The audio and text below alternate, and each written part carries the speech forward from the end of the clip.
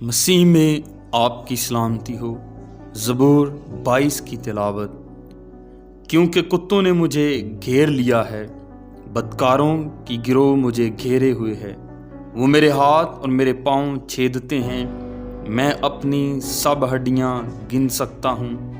وہ مجھے تاکتے اور گھورتے ہیں، وہ میرے کپڑے آپس میں بانٹتے ہیں اور میری پوشاک پر کرا ڈالتے ہیں۔ لیکن تو اے خداوند دور نہ رہ، اے میرے چارہ ساز میری مدد کے لیے جلدی کر۔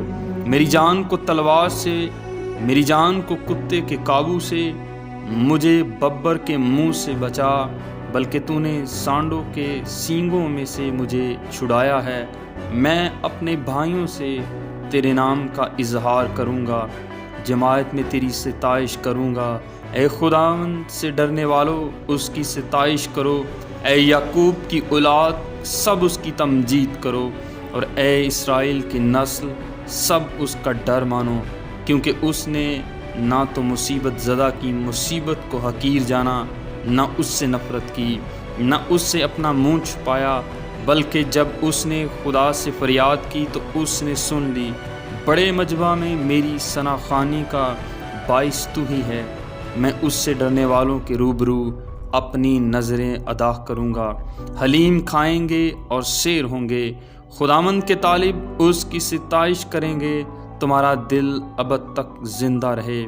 ساری دنیا خداوند کو یاد کرے گی اور اس کی ہر طرف رجوع لائے گی، اور قوموں کے سب گھرانے تیرے حضور سجدہ کریں گے، کیونکہ سلطنت خداوند کی ہے، وہی قوموں پر حاکم ہے۔